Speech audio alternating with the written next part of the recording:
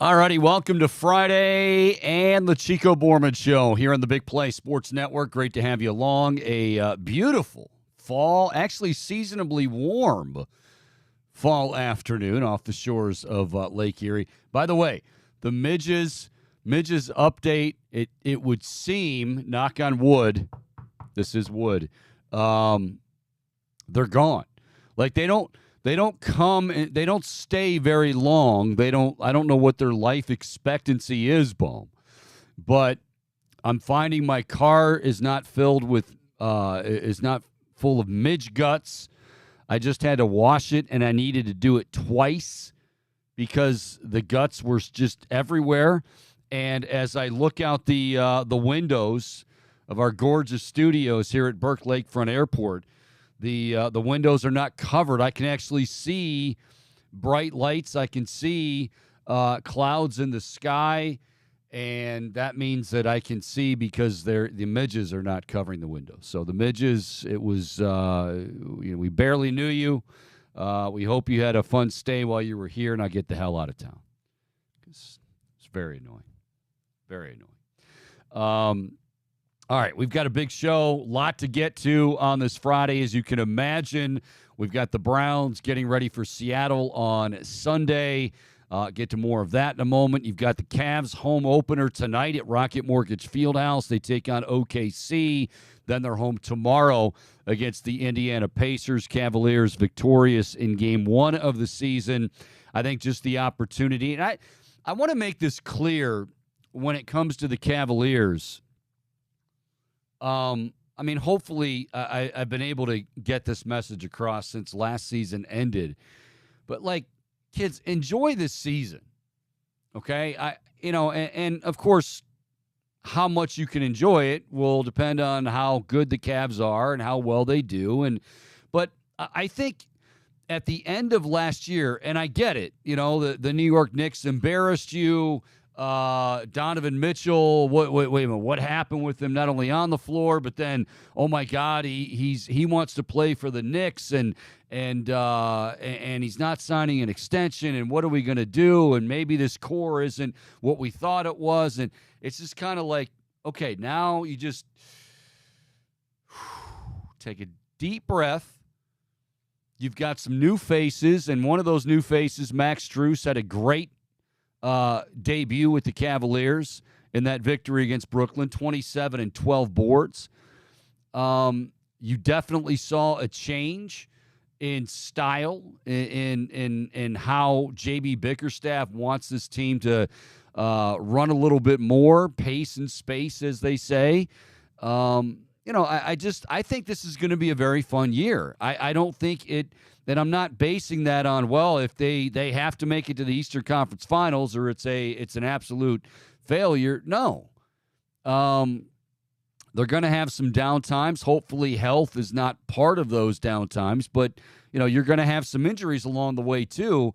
But we don't know Donovan Mitchell's going to be here, we think, for the next two seasons.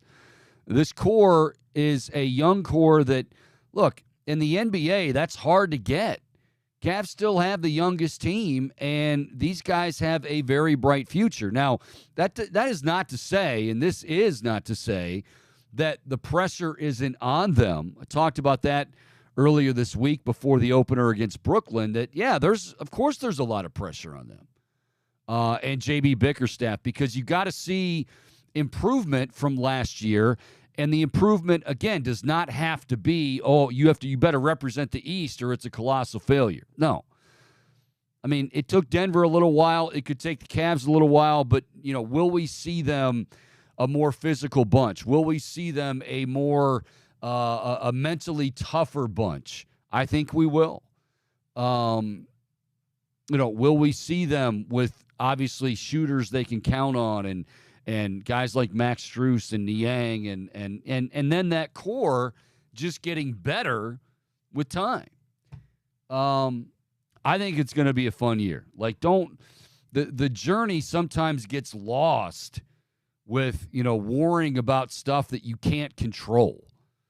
We can't control what's going to happen to Donovan Mitchell, but whatever's going to happen to Donovan Mitchell is probably going to happen If he signs an extension, great. If he doesn't, he's playing through this year and next year as well, we think, unless a deal would be made. But I don't even want to think about that. This is going to be a fun year for the Cleveland Cavaliers. And God knows we've waited a long time for these years to get here. Last year, this year, embrace it. Embrace it. That's all I'm saying.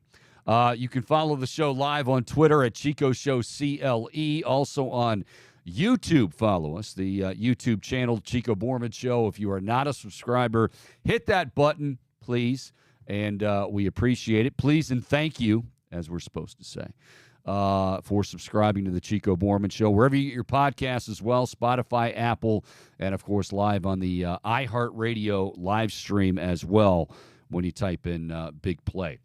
All right, coming up at the bottom of the hour, we're going to talk some Ohio State, and it can't just be Ohio State because right now, while Ohio State and Michigan is still about a month away, Michigan is dominating not only the Big Ten headlines, but headlines nationally.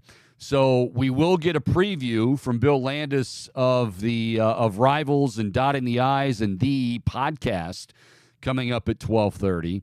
Get his thoughts on the Penn State game, getting ready for Wisconsin, and yes, get his thoughts on the Michigan game. Dan Wetzel, who I think is one of the best writers around when it comes to, I guess I'd term it investigative journalism, and this is what this is now. This whole Michigan fiasco. Wrote a good piece. So remember when we were saying, I know I was saying it as recent as yesterday, that TCU, they didn't tape their signals. And, well, Ohio State, come to find out, Ohio State gave TCU a heads up. Good job. Gave TCU a heads up and just said, look, this is what they're doing. This is what we think they're doing. We're about 99.9% sure this is what they're doing. So do with that what you want, but we just wanted to let you know. So TCU put together some dummy signals for those dummies in Ann Arbor, and what they thought they were going to see, they didn't see, and wow, what do you know? A stout defense gave up 51 points in a loss to TCU. It's just like every day, like I said, every day it's more and more, and it's not good for Michigan. But in terms of what exactly that means and what the punishment will be and where it's coming from, no idea. But Bill Landis will stop by and join us at 12:30. Always fun talking to our buddy Eric Casilius. Got a few things I want to give him a little bit of. We're going to do a little trash talking with EK coming up at 1:30, which is always a good time. And also get his thoughts on Week 8 of the NFL. The Browns taking on Seattle. Let's start there with the Browns getting ready for the Seahawks. I'll say this. We are focused, as we should be. Deshaun Watson is out. No big surprise there. It was a bigger surprise that Kevin Stefanski, quite frankly, announced that he was going to be ready for the Seattle game right after the Indianapolis game ended. That seemed like a prayer, and as we come to find out, it's going to be P.J. Walker. I think what's maybe not being talked about as much, and I get it because, the quarterback position dominates, this running back room heading into this game is not looking very good either. We know that obviously Nick Chubb is out. We know now that Jerome Ford is out, could be out a couple of weeks. Jordan Wilkins was re-signed again. He was brought in preseason and was abruptly cut after he had a few botched exchanges in a preseason game with Deshaun Watson. Now Jordan Wilkins is back. That's not going to move any needles. It shouldn't move any needles. I mean, you're looking at Pierre Strong and Kareem Hunt, and a banged-up Kareem Hunt still nursing that thigh injury. So, there are, in addition to talking about who the Browns can bring in at the quarterback position, and Jacoby Brissett's name has gotten a lot of run this week, I think now you're starting to hear, okay, well, what about that running back position? What about a guy, Nick Shook and I were talking about this on Tuesday. What about a guy like Zach Moss? signed through the end of the season. Jonathan Taylor is now back. Jonathan Taylor looked good last week.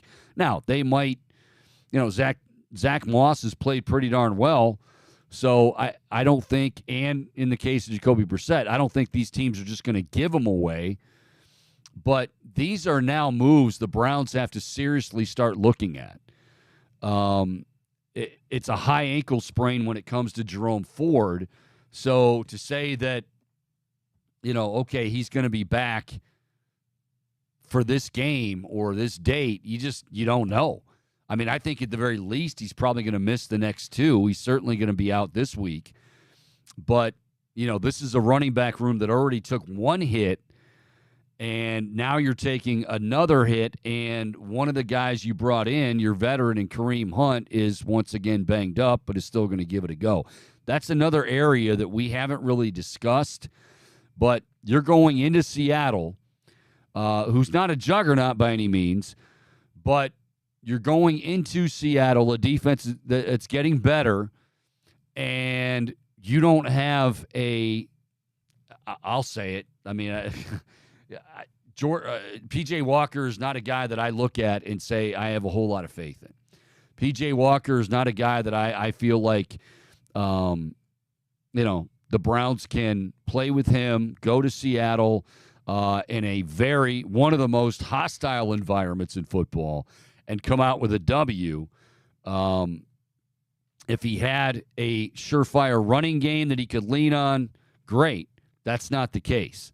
So I think, right now, those two factors, do the Browns have a dominant defense? Sure. Will I think they give Geno Smith some hell, certainly a lot more than 6 pressures as he received last week in that game against, who was that? Arizona, I believe. Well, yeah, Jim Schwartz is going to have some stuff dialed up, but is that going to be enough? Andrew Berry, the trade deadline is October 31st. Andrew Berry is a busy boy right about now. Not only trying to find a quarterback, and I don't care what they're saying in Berea, we know that he's got to be firing up some phone lines. But now also in that backfield as well, as far as the running back position. So, you got that to worry about as well. Can they beat Seattle? We'll get into this much later in the show, but can they beat Seattle with Jordan Walker and friends? We don't know. What, Bohm? We got like a couple of nonsensical comments, and then Diesel says, if we got a new QB, would Stefanski even change the playbook? Stefanski didn't seem to change the plays for Brissett last year, despite 11 starts. I was just chuckling at the nonsensical comments that had absolutely nothing to do with the show. Jacoby Brissett, though, I don't know if that was kind of a really, when you think about, you're getting him these snaps, but you're also still that was such a tricky situation to begin with. I'm really not gonna fault Kevin Stefanski that much for last year. I'm not. I don't think there was a whole lot more he could do. But again, where I get nervous about P.J. Walker is, and we all should be nervous about P.J. Walker, is now you're talking about a hostile environment. Do you have turnovers come into play? And, you need whoever they're going to bring in, and if it is Jacoby Brissett from Washington, or at least try to get him, you feel confident that he's not going to crash the car, the horrible analogy we've been using all week long. I can't say that with P.J. Walker. P.J. Walker, 3rd and long, and, it's noisy in Seattle, as it always is, and, he can't hear himself think, and he's getting pressured. I don't like that combination. I'm not even sure. We'll get to it in Pick 6. We've got Pick 6 brought to you by Tipico, as we do each and every Friday on the show. I don't know how confident I am with this game. I got a bad feeling. I'll be honest with you folks. I've got a bad feeling about this game on Sunday. And I'm not saying like, oh, it's ugly and it's not that at all. It's just, you tell me, do you you've had an offense, whoever has been at quarterback and whoever has been in the backfield, you have had an offense that has had issues taking care of the football. So now you're going to send P.J. Walker, Pierre Strong, hopefully Kareem Hunt to some degree healthy, out to Seattle, and what? Expect like it's the defense is going to have to obviously play with their hair on fire, which they're very capable of doing, but will the offense not put the defense in too many bad situations? Half a field, deep in your own territory. I don't feel confident that P.J. Walker can do that. And, P.J. Walker is what he is. It's not his fault. He's been thrust into the limelight. But as far as Andrew Berry's concerned, he knows right now that this is something that he absolutely positively has to be looking at as the trade deadline approaches. And as I said, not just that QB room, but also that running back room as well. All right, we've got Bill Landis coming up bottom of the hour, talking about Ohio State and Wisconsin, also shedding a little bit of light. If there's any light to be shed, I don't know what more light can be shed on Michigan and the sign stealing scandal. Now, Jim Harbaugh, as expected, is using. It sounds like Jim Harbaugh has gone to the plausible deniability claim. You wondered if he would say, I did know, and I didn't know it was against the rules. He probably figured, well, okay, I can't use that one. So the plausible deniability, that's probably his best avenue, where, hey, I didn't even know what was going on. Yeah, I had no idea. I saw an interview. I was listening to an interview with Aiden Hutchinson for the Detroit Lions. And let's just say I don't want to I like Aiden Hutchinson, great player. But Aiden Hutchinson was basically asked point blank, like, did you know signals from this, Stallions guy, and did you guys, were you aware that was going on? And he's like, like he just, it wasn't a real confident retort. Now, it's not something that you're probably real excited to talk about anyway. I get that. But he also said that he had no knowledge of who Stallions was. Had no idea who this guy was. However, interesting. After the Big Ten championship game 2 years ago, guess who was seen with his arm around in a photo? Uh-oh. We got photo evidence of Aiden Hutchinson. And I'm just, look, the signs continue to point right back at Michigan and not good against Michigan. Aiden Hutchinson, I don't expect him to just come out and say, yeah, we did it, whatever, and that's that. But I don't even think at this point we need somebody to say that. It's pretty obvious that this went on, but now I think it's gotten to it went on for so long, and I think that has to be taken into account of it. How long it went on. Like, even if this was something that you thought just happened last week, this would still be a story. Like, if this was just last year's Ohio State game, obviously, huge story. This is something that we think has gone on for 2 to 3 years. So, it's a big deal. It's also a big deal that Jim Harbaugh is a guy that, tends to kind of dare people to come after him. And he's done it wherever he's been. And I'm not saying necessarily like dared Roger Goodell or dared, but he's not for everybody. He's an acquired taste, and usually the shelf life isn't very long. So if you go back to those previous stops at Stanford, in San Francisco with the Niners, even here at Michigan, like my understanding is the president likes Jim Harbaugh a lot. The AD does not at all. And this is kind of his track record. So part of the reason that the NCAA is not real fond of Jim Harbaugh, or they shouldn't be, is not only because of what he's done, allegedly, but also because he tends to just throw it in your face. Like, yeah, this is what I did. What are you guys going to do about it? I'm Jim Harbaugh. Well, he's going to keep doing stuff like that. And with that flippant attitude, if the NCAA allows him to do that. I mean, it's like a kid, right? The little kid's gonna push the boundary.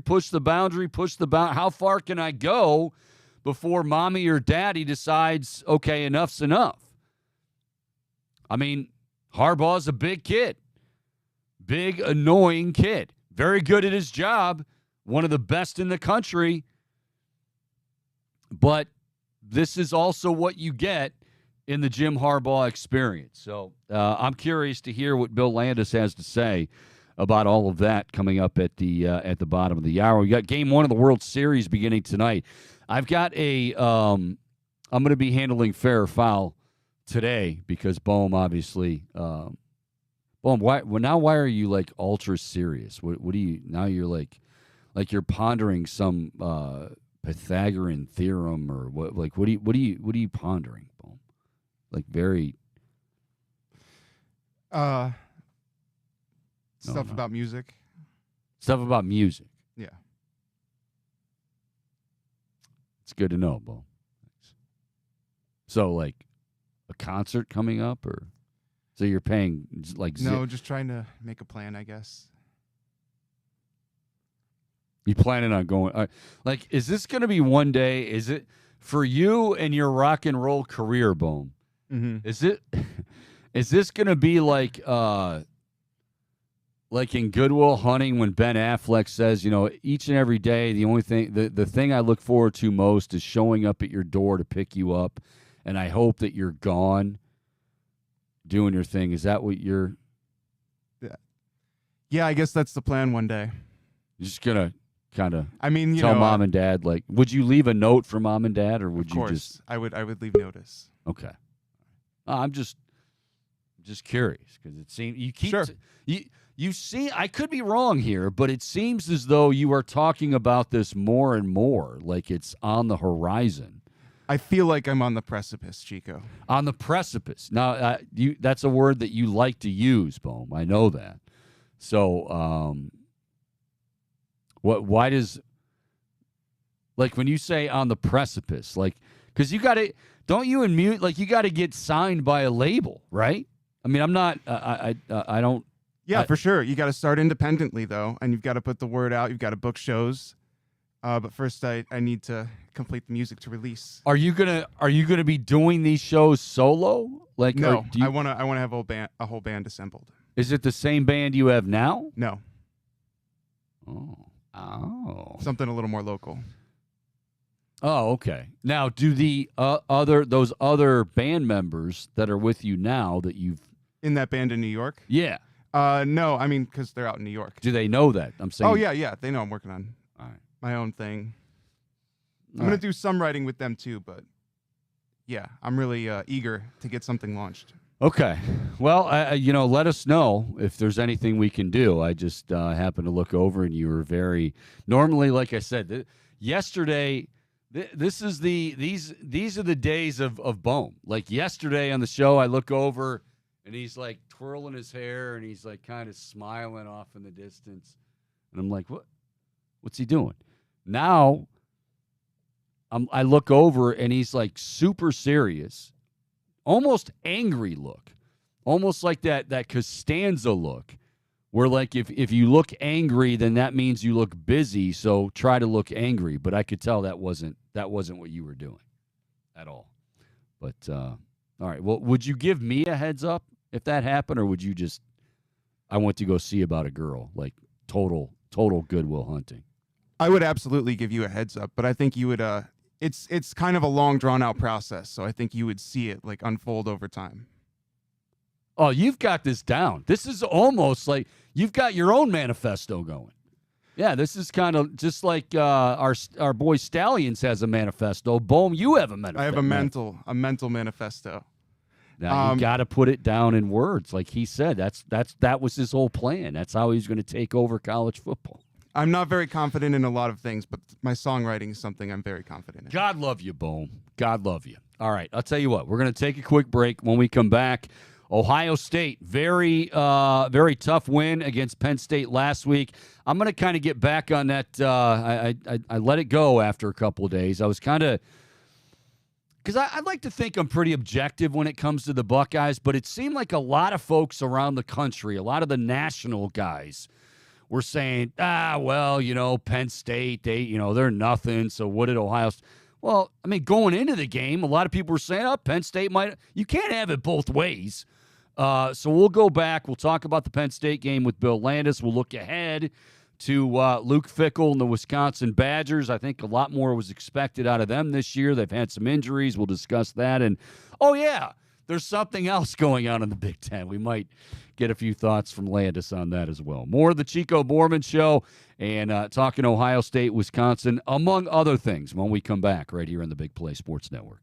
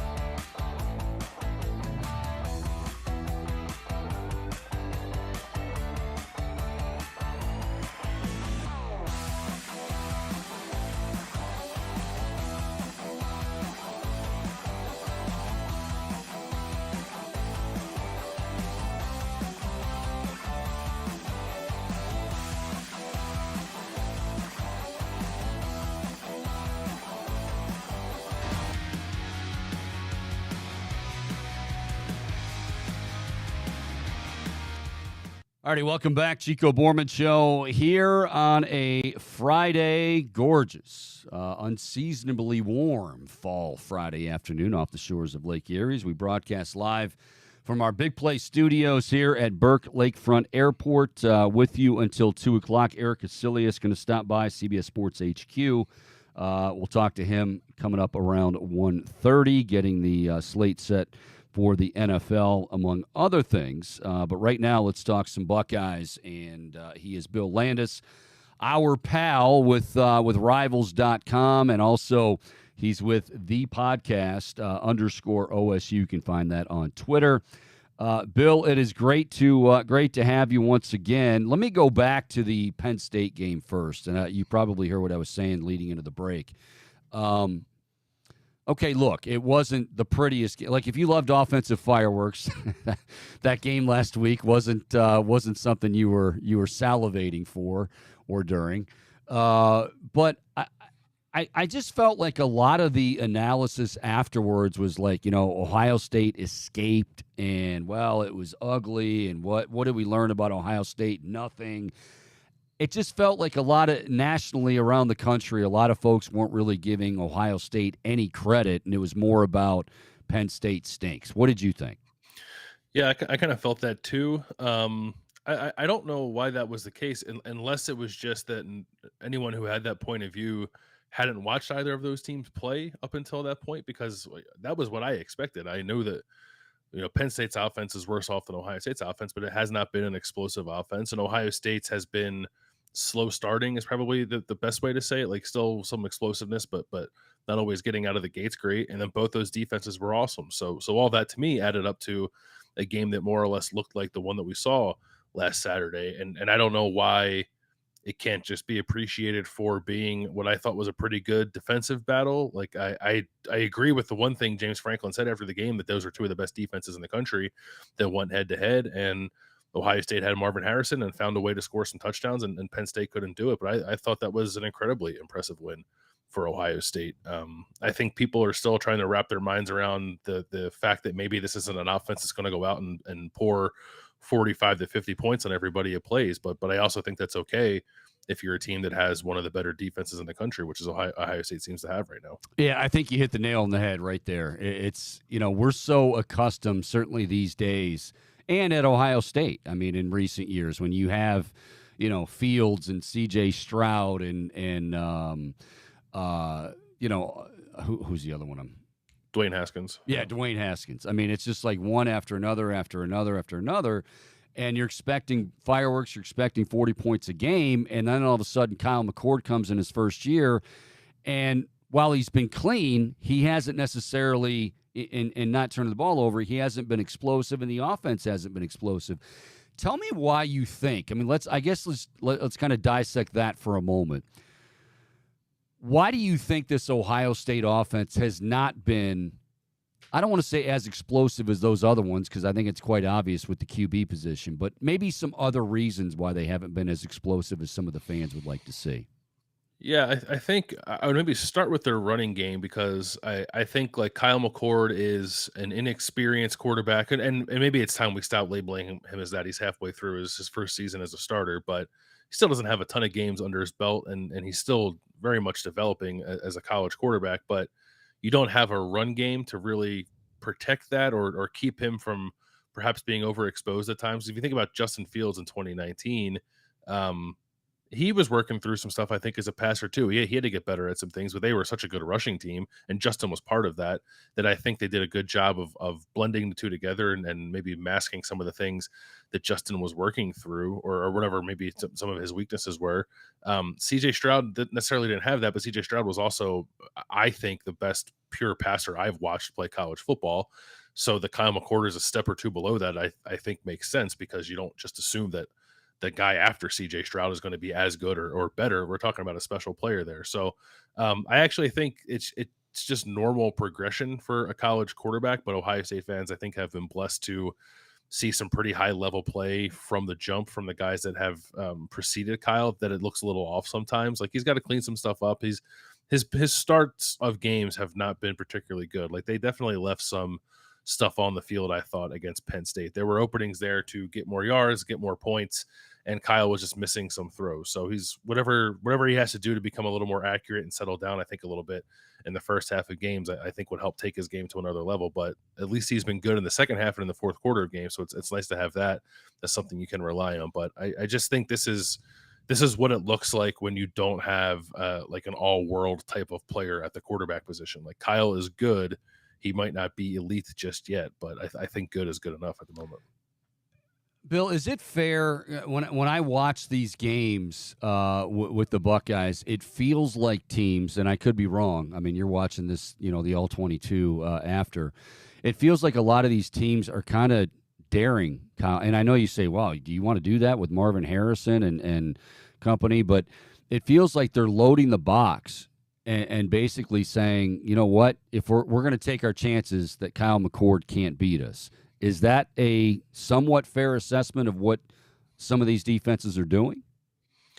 Yeah, Yeah, I don't know that I've felt that. Some teams have definitely been loading the box, but I think that's just because they want to try to get Ohio State off schedule and not let them run for 4 or 5 yards a gain on first down, and then see what Kyle can do on third down. But a lot of these defenses, they're just not good enough that it matters kind of what they do. I think Notre Dame probably took the approach you're talking about, and Penn State I thought mixed it up a little bit, especially early in the game. They were playing their safeties back, and Ohio State was finding some success running the ball, and then I think it became clear that Ryan Day was pretty confident in his defense's ability to control that game, so he just kind of ran the ball, even when it didn't make sense to. I thought they ran too much against Penn State, and then eventually Penn State adjusted to that and started playing with more guys in the box, and maybe that's when you saw Marvin start to exploit that a little bit. So, um, I think it's happened. I don't know that I would say that that's been the case every game, but there are definitely times when teams have taken that approach, and I think Ryan Day, as a play caller, has probably relied on the run too much when there were more favorable opportunities to throw the ball. Bill Landis joining us talking Ohio State football. You can follow him on Twitter at Bill Landis25. So I know you wrote about this a few weeks ago, and from then to now, I'd like you to discuss, and that is, not just running the football and the balance, but like the guys they have back there. Now, I know Travion's been hurt. Hopefully he's going to be back this week. You can comment on that. But are you seeing kind of more as far as how the carries are divvied up, or is that still a question mark, like how that's getting divvied up in the backfield? It is a question mark, but mostly because they don't know who's going to be healthy week to week. They for a little while at least, it's felt like last year when you weren't sure who was going to play and be available. Travion Henderson has not played in the last 3 games.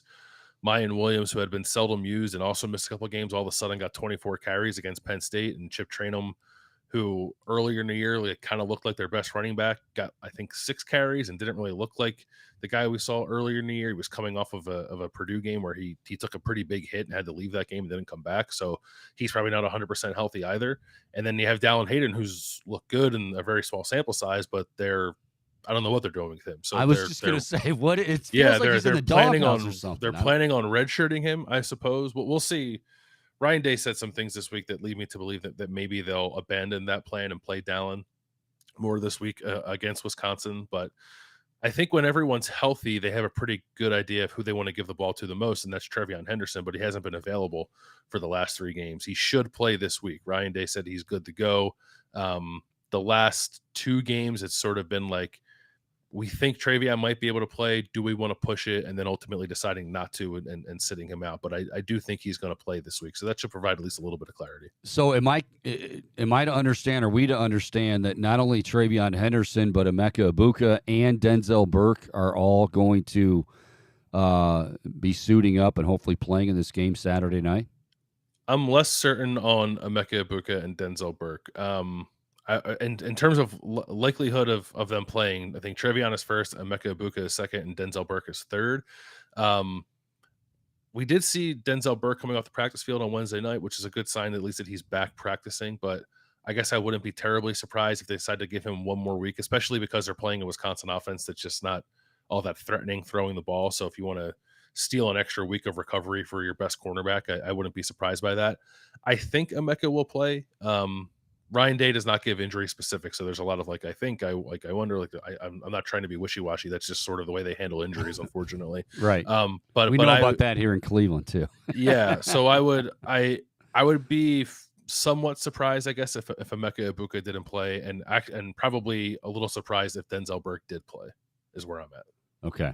Again, talking to Bill Landis with Rivals and the pod. Oh, I got to say on the podcast, Berm has a unique ability. We're big Berm fans, of course. Bohm's a huge Berm fan, cult-like status.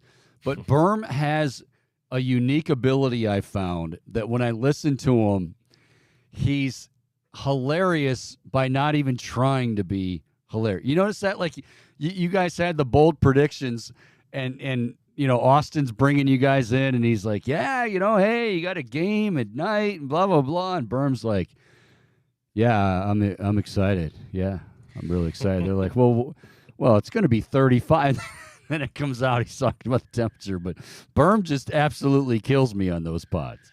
Yeah, he's a funny guy, Berm. He's got a good sense of humor and good dry delivery too. But he does, when we're talking about going to these games, he comes at it from a different point of view because he's the one down on the field shooting photos, and we get to be nice and warm up in the press box. So we don't care about the weather because we're insulated from it. But he has to deal with the elements just like the players do. All right. When we talk about Wisconsin, I think for Luke Fickell, I don't want to say, people are saying, oh, Wisconsin's going to be, top 10 team or anything like that. But, you're looking at Fickell. We know certainly around here and in Columbus, what he's capable of, what he's done. He's got a great resume.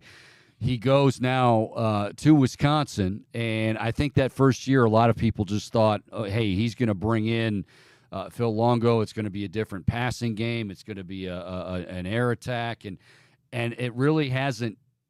It just hasn't come to that, and hasn't gotten to that yet. And I say yet because I think maybe if healthy, that can happen, but it might not happen this season. What's kind of been holding back Wisconsin, and talk about what was expected versus what's happened so far with the Badgers? Yeah, I don't want to overstate, I guess, what was expected because I think a realistic view is kind of what you said. Like, there's a transition period that has to happen there. But Luke Fickell kind of said, like, no, we're here to win and win immediately. So I guess he did kind of set that bar that they're not quite meeting at the moment. But I don't really think that that's a big deal.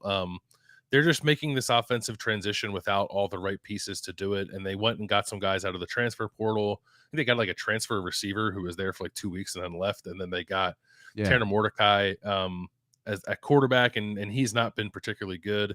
Now he's hurt and he's not going to play on Saturday. They'll have a backup quarterback playing on Saturday. One of their top two running backs has been hurt for a while.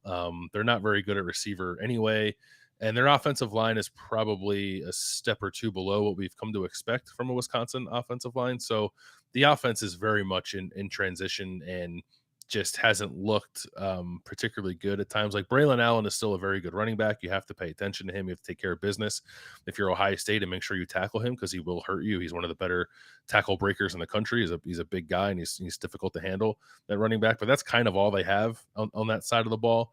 And then there's not Wisconsin in the past has had a star or two defensive player as well in this run they've had of winning 8, 9, 10 games a year. I don't know that they have that either. I think they will eventually because I believe fully in what Luke Fickell can do as a defensive coordinator and a guy who brings people in to play in that defense. But I do wonder where the offensive plan is going to go because it's a significant transition they're making there. It's a little bit more of an air raid offense, and they're throwing it more than they've probably ever thrown it at Wisconsin, but they're actually less efficient at it this year than they were last year, which is not exactly where you want to be if you're trying to take a step forward. So they're just kind of caught in between. I think they're going to be good long term, but at the moment it's not the Wisconsin team you've probably come to expect over the last few years. Bill, as much as Fickell is playing it down as he's supposed to, and any coach in his shoes would, this is a big deal for him.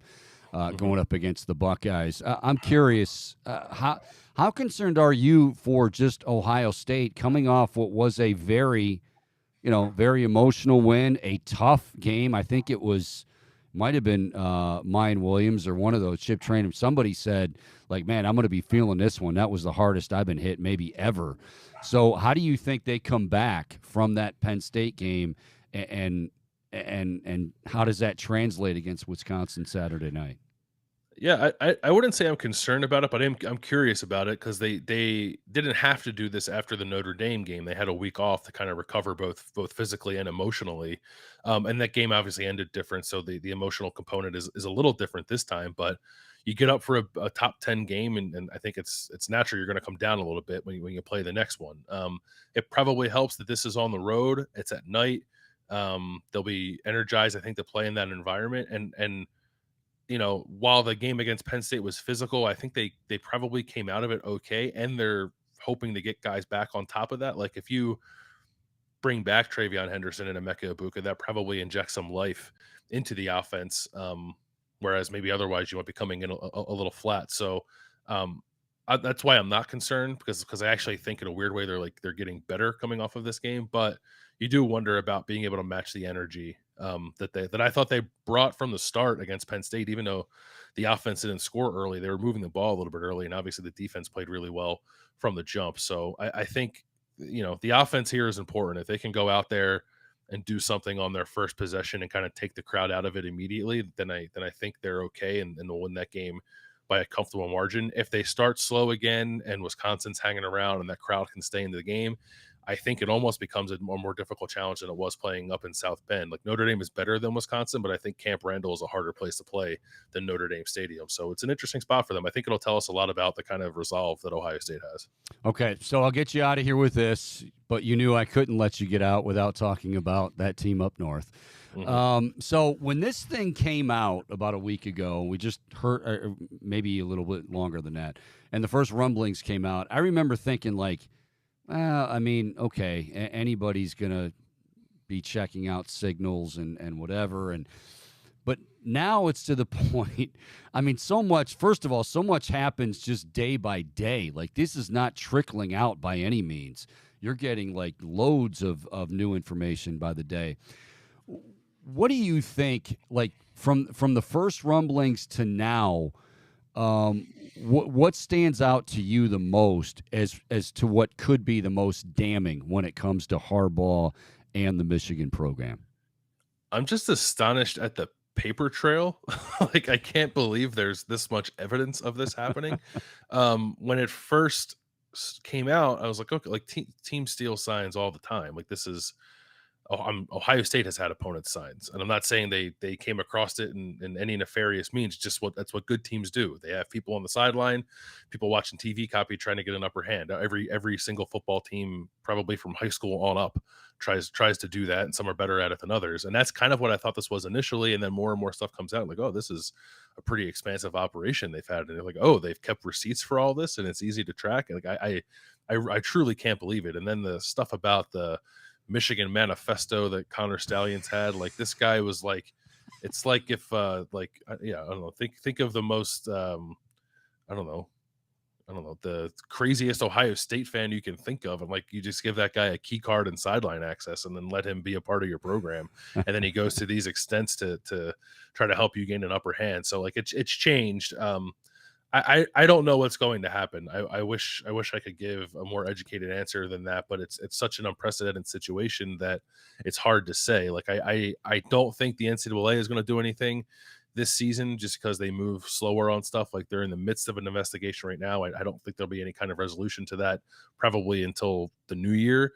But the Big Ten could act more immediately if it wants to, and based off what's available now, I think they probably could. But we're also, it's only in the middle of the day on Friday. More can come out today. More can come out over the weekend. Michigan's not playing this weekend, so that opens the door up for some more stuff to come out. So I'm just kind of following along like everybody else, and like seeing what the next shoe to drop is, because it seems like every day there's more and more damning evidence against Michigan. Yeah, and that's fair. I guess you went right where I wanted to go next, and that was NCAA versus the Big Ten, because I'm with you. It feels like the Big Ten, because these 11 teams, I mean, obviously they were handing it over, here you go, here you go, here you go. And if you're Tony Petitti, and let's say you want to act, and this might be a question you don't know the answer to, but let's say you're Tony Petitti, and yeah, you get to a point where, okay, enough's enough, I'm going to rule on this. Can the NCAA say, okay, wait a minute, you know what, that was a little harsh, or I don't know, not harsh enough, whatever? Or would Petitti be okay if it was just the Big Ten ruling on their own?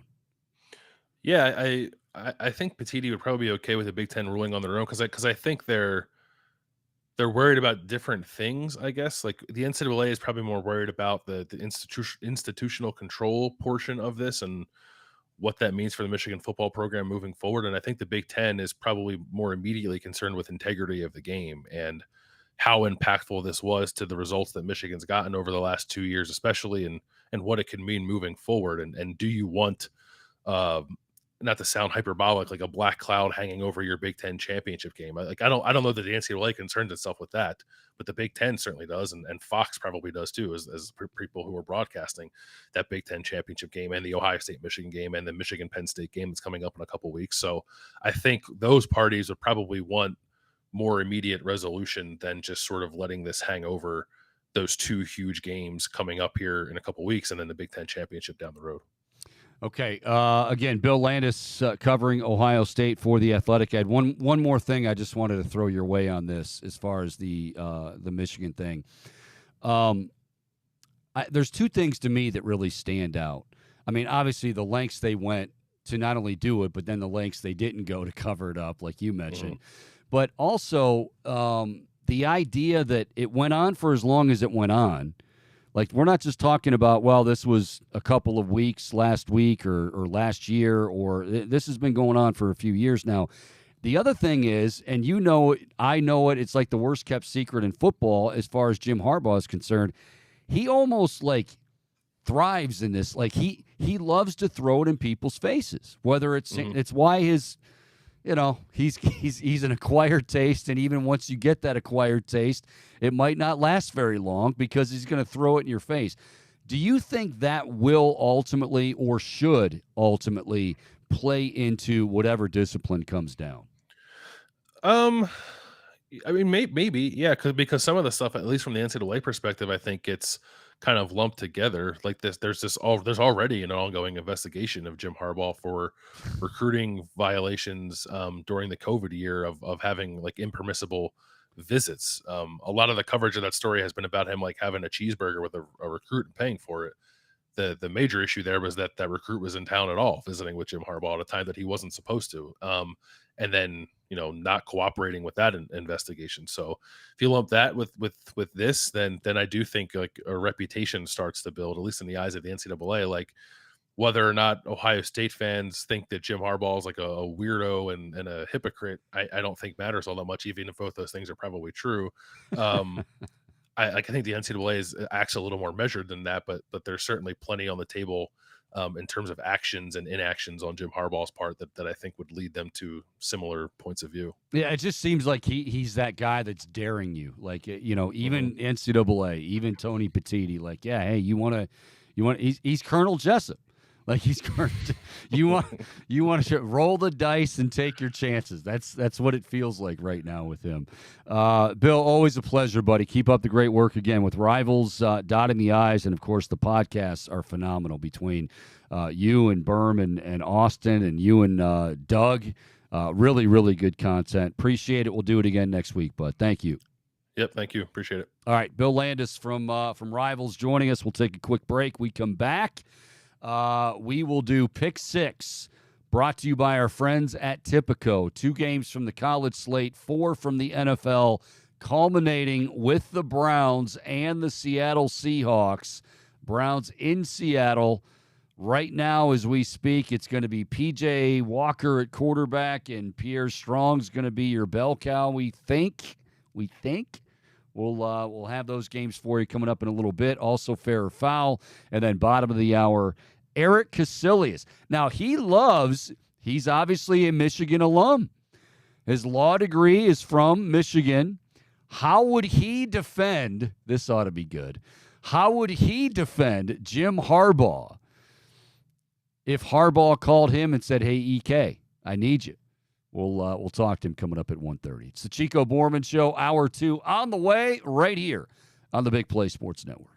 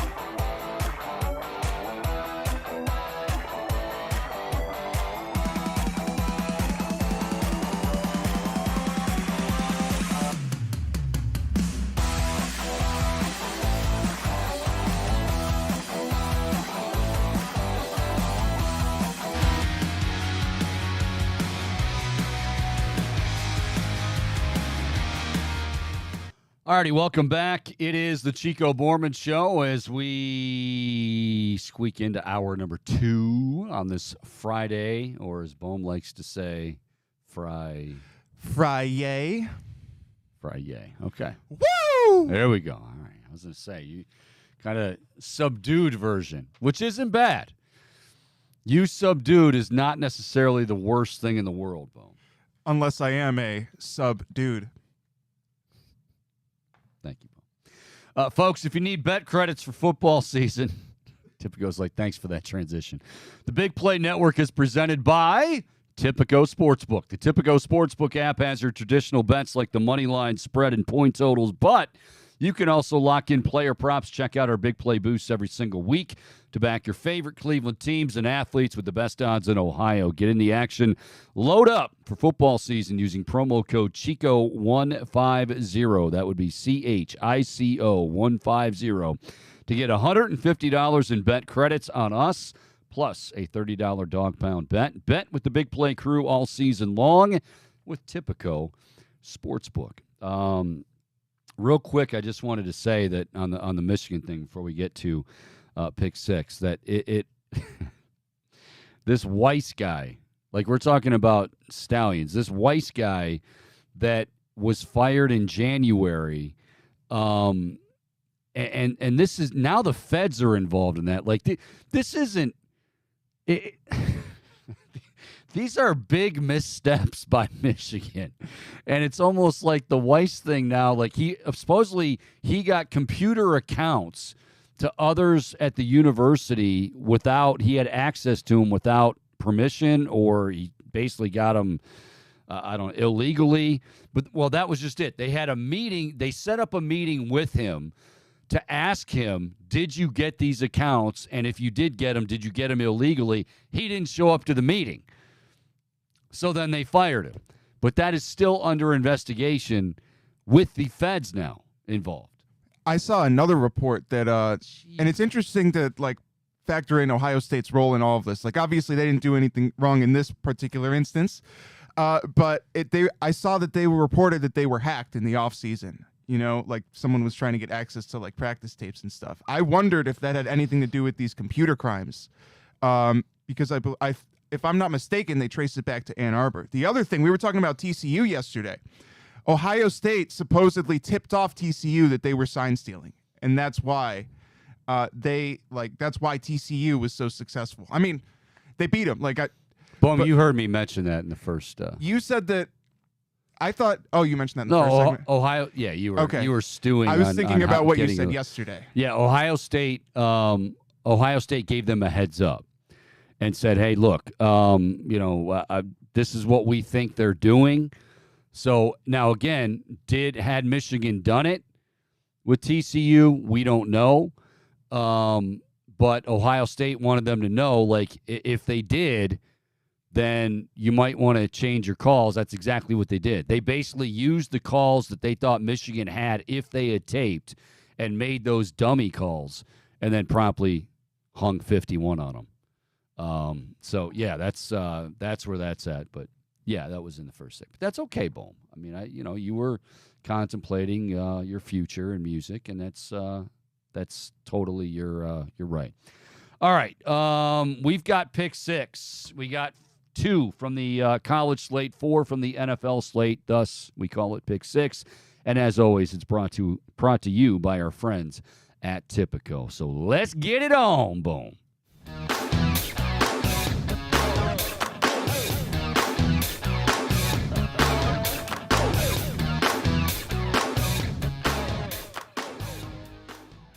All right, so we're going to start, obviously, as we always do, with the college slate, and I'm really looking forward to watching this game, and I'm not just saying that.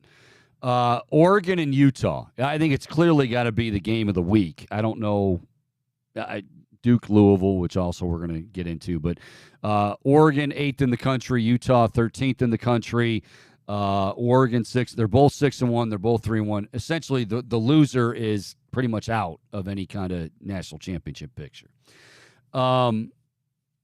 This is at Utah. It's in Salt Lake, and Utah is getting 6.5 points. So they are home underdogs, getting 6.5, which I guess I understand. I mean, Oregon is very, very talented on the offensive end, and, well, Utah is not.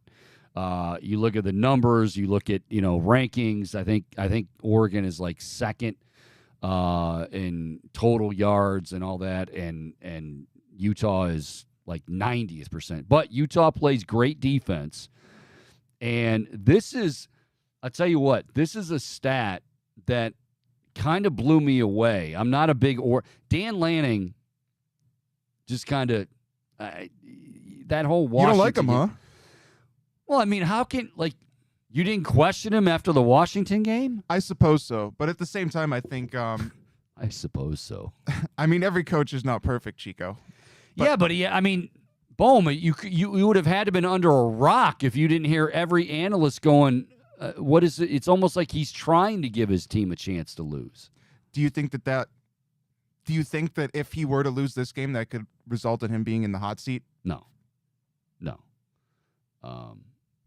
And I'm not trying. That's not where I'm going with it. But I think that, and I'll get to this here in a second. Essentially, when you get two teams that I think are evenly matched, somewhat evenly matched, I think coaching is a big deal. And I take Kyle Whittingham over Dan Lanning any day of the week. But there are a couple things. So Bo Nix for Oregon, who I know is in the Heisman discussion, and there's no way Bo Nix should be above Marvin Harrison Jr., but that's, it's just my opinion.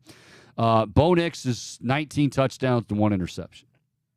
By the way, that one turnover, and this is the stat that jumped out at me, that one interception by Bo Nix, which I believe was thrown against Washington, that one turnover is the only turnover that Oregon has had all year. That is mind-boggling. They've only turned the ball over. We're not in week 2 or week 4. This is week 8, and they've only had one turnover. I think I'm going Utah in this game. Like I said, I just don't trust. Again, it's in Utah. It's in Salt Lake. If it wasn't, I'd probably go with Oregon. But Utah getting the points, 6.5, and is it, well, you think they're going to cover? I think Utah is going to win this game outright. I know their offense doesn't even come close to matching up with Oregon's offense, but they got this. Everybody's talking about Travis Hunter. They got their own guy, not to be confused with Sione Take. They got Sione Vaki. Actually, it's just Vaki. Oh, okay. But he's that would have been amazing. He's a safety who's one of the best safeties in the country. They recently shifted him over to offense. Last week, he had 217 offensive yards by himself through the air. And Kyle Whittingham has said he is more dangerous on offense, and this is a guy that's probably going to be a first-round pick as a safety. So keep your eye on that dude. But I'm going to take Utah. I'm going to take Utah at home, and they might get their asses kicked. So I could be really, really egg on face after this one. But give me Kyle Whittingham at home as an underdog over Dan Lanning, who I just feel like will somehow, some way find a way to screw this up. I think this is a redemption game for Dan Lanning for a viewer like you, Chico. I think he's going to rise to the moment and lead his Ducks to victory. All right. Or as they say in Entourage, victory! Thank you, Bo. The second college football game on the slate, again, Pick 6 brought to you by Tipico. 20th ranked Duke Blue Devils, 5-2 at 18 Louisville. Louisville is a 4.5-point favorite. Louisville comes in 6-1, Duke 5-2. I tell you what, Duke, first of all, nobody's laughing at Duke as far as on the football field, but I will say this. This is I think the fourth top 25 opponent that they faced this year. Like they've had a really rough schedule. Sooner or later, that's going to start to wear on you. I think it already has started to wear on you. But they lost to Florida State last week. Louisville inexplicably lost to Pitt 2 weeks ago, and they've had a week to stew on that. But here's the thing, Duke, they've completed 12 total passes over their last 2 games. Now, they don't rely on their passing game, and Riley Leonard, their QB, is most likely out in this game. If he plays, I still don't like Duke. If he doesn't, I obviously don't like Duke. But Louisville's laying, I should say, 4.5. I think Louisville covers. I think Louisville covers somewhat easily, stewing still after that Pitt loss. Yeah, this is definitely, you need a bounce back game if you're Louisville. When you have, you already had your signature win on the year, maybe on your resume when you upset Notre Dame. I think this is, they could still potentially put together, make a really strong bowl game, I would think. So you need this one if you're Louisville, and I'm going to take them. Okay, so Oregon and Utah, we're in lockstep. You have Oregon? Yeah, I took the Ducks. Yeah, you took the Ducks. I took Utah. Okay. All right, so 2 from the NCAA slate. Now we go to the NFL. We'll culminate, as we always do with the Browns. First game on the slate from the NFL side of things for Pick 6, brought to you by Tipico. Vikings 3-4. All of a sudden, forget about yard sale. They're thinking playoffs. Vikings are 3-4. They knocked off the Niners. They're going on the road to Lambeau Field. Packers are 2-4. Vikings 3-4, as we just mentioned. The Packers are home underdogs, but only by 1.5. Now, go ahead. Yeah, go ahead. I love that. I'm taking the Vikes all day. I just don't have a lot of faith in Jordan Love. I don't either, but here's the thing.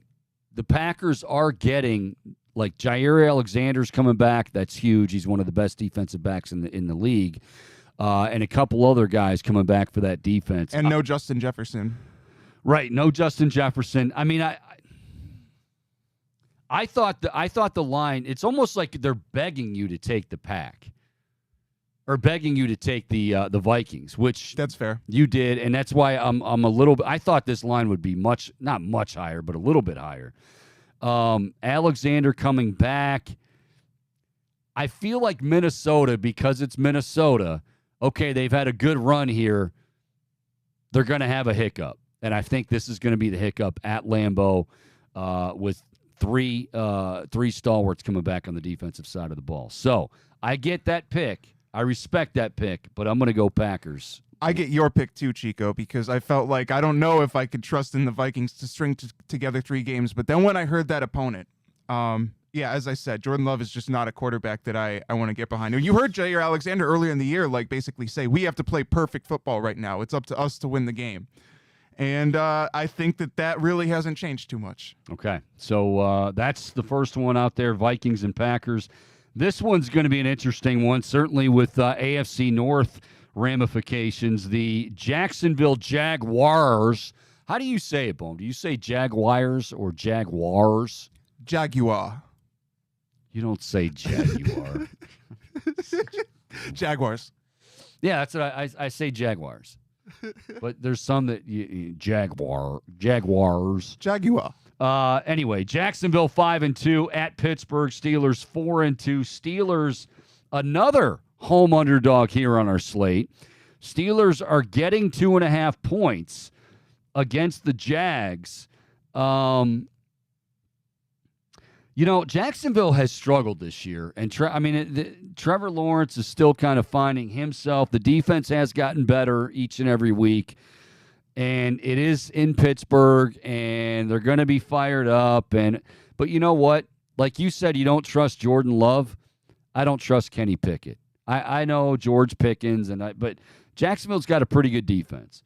And I just, at some point, Jacksonville's offense, and by their offense, I mean Trevor Lawrence and company, are going to get back on track because ETN's been incredible.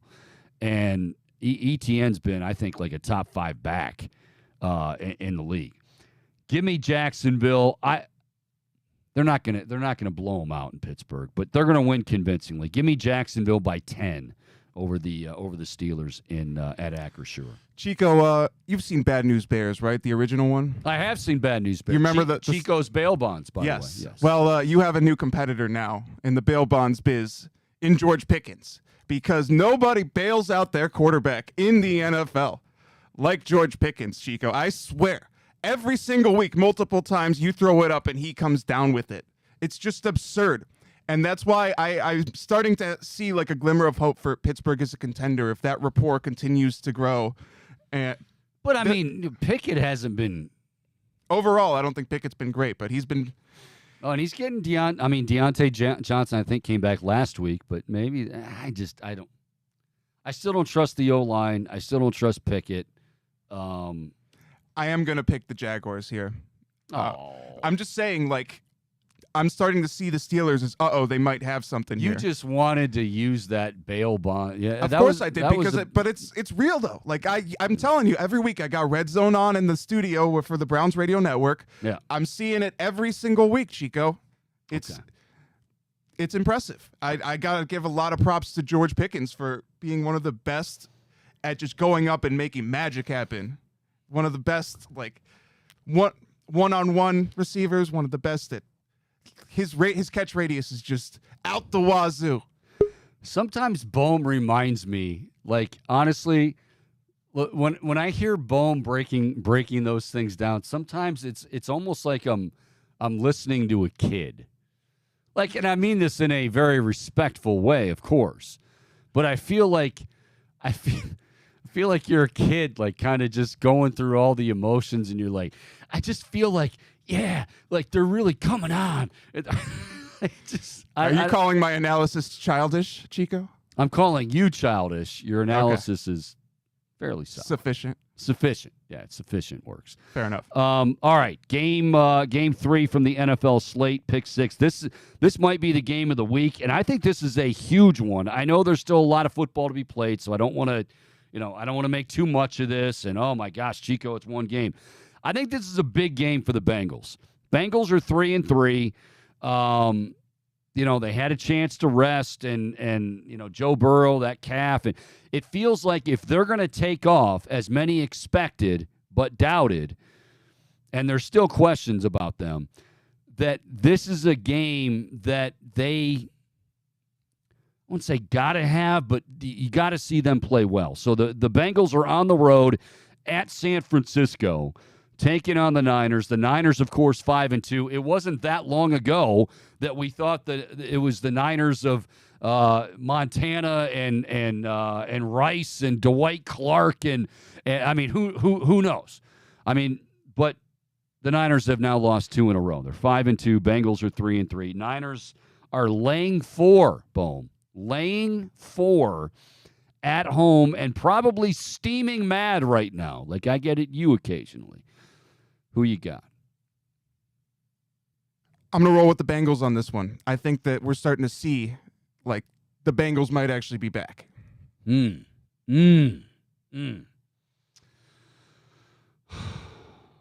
Is Brock Purdy playing in this game? No, he had the concussion, which I don't know if you saw that hit. That was... Oof. Yeah, so... and he finished the game, by the way. He was awful after that hit. So my buddy EK is he's waiting on hold. He's going to join us here in about 10 minutes or so. Our buddy EK is shaking his head. So Brock Purdy's not going to play in this game. Boy, I am really, really nervous about doing this with San Francisco at home, coming off 2 losses, 4-point spread. Yeah, you know what? I'm with you. Give me the Bengals +4. Something. I don't know how I feel about that. We'll see what EK has to say about that here in a moment. All right, last but certainly not least, pick 6 brought to you by Tipico. 2 from the college slate: Oregon and Utah, Duke and Louisville, and then we had Vikings, Packers, Jags, Steelers, Bengals, Niners, and now we get to the 4-2 Browns, Bohm, at the 4-2 Seattle Seahawks. The Seahawks are laying 3.5. The Browns, well documented by now. No Deshaun. P.J. Walker's going to be your starting quarterback. No Jerome Ford. Obviously no Nick Chubb. It's Pierre. So it's P.J. Walker, Pierre Strong, and friends. Who you got? Browns getting 3.5 on the road Sunday afternoon. Did you say Kareem was ruled out? No. Kareem's, he's hobbled, as he's always hobbled because he runs so damn angry. I did pick up Pierre Strong at fantasy this year. I'm still not debating whether I want to play him because I had Jerome Ford. But I digress. I'm going to take the Brownies in this one. I think that defense, they're going to be able to, as long as they get the pressure that I anticipate them to bring, Geno Smith's going to be running for his life out there. Now, the mobility factor kind of certainly is something that I'm curious to see how the Browns are able to handle it, but I think they're going to be able to rattle Geno. Okay, I'll say in one area I do agree with you. Like, if you go back to last week, Seattle didn't play their best football. They won, I think, 20-10 it was over Arizona. Geno Smith really didn't get pressure at all. I think he had like six hurries, something like that. He does get DK Metcalf back. He does get DK Metcalf back, yeah. But I was talking to Nick Shook, our buddy, on Tuesday for the bald breakdown. And that number's definitely going to go significantly up. I hate to do this, okay, really, but this is a testament to I try to be objective. I don't like P.J. Walker. I don't like P.J. Walker at home on a tropical island, Maui, where I don't like him on the road in Seattle. I just don't. And you're down to your third-string running back. I just feel like the one thing, yes, the Browns defense is dominant. The Browns defense is going to make some great plays, plenty of them. But I don't trust P.J. Walker to not make it very difficult and giving them Seattle a short field and putting, even more immense pressure than's already on that Browns defense. So you know what? Sorry, don't hate me. I know it's coming. Seahawks -3.5. I think the Seahawks win by a touchdown in this game at home. I hope I'm wrong. Oof. I hope I'm wrong. Yeah, I know. All right. I'll tell you what. We will. EK, give me a nod of the head. Yes or no? Do you want to go early? Do you want to come on a little bit early, or do you want to wait till he does? He does. Okay. We'll take a quick break. When we come back, Eric Casillas. Bob, can you see, is he wearing a Brown Bears t-shirt? Because they're on tonight. Polynesian Village. That's not quite maybe it is kind of the Brown Bears. I don't know. Maybe that's like his fraternity or something. He says no. All right. We'll take a quick break. We come back. EK, CBS Sports HQ. Don't want to miss that. We still have Inverse Fair or Foul coming your way before we get out of here at 2 o'clock. Chico Borman Show. More to come right here on the Big Play Sports Network.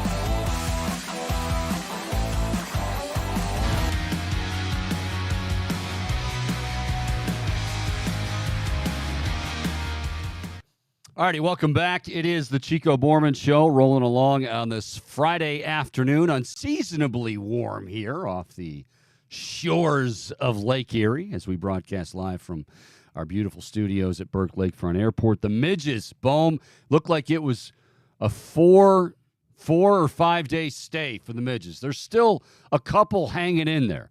Obviously, they survival of the fittest. They ate their Wheaties. They did whatever they had to do in the off season, but they're also dying off. So the midges are.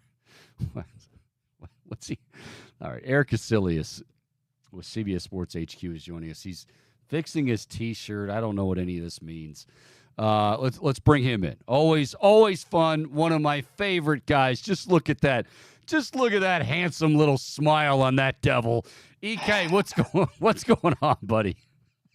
Midges, what are you doing? I mean, do you what know is what going on over there? Do you remember the midges game in the baseball playoffs with the Yankees? Remember when Jabba Chamberlain, Yes, that was. I didn't know they were called midges, but yes, I definitely remember that. Now that you're saying that, well, and you're I didn't welcome. know what they were. See? I was sort of trying to figure it out from context, but I get the point. I do love a nice unseasonably warm fall, and that's what we have. I'm pumped up. See, you're gonna be. I'll tell you what, buddy. You say this now, and you kind of scoff.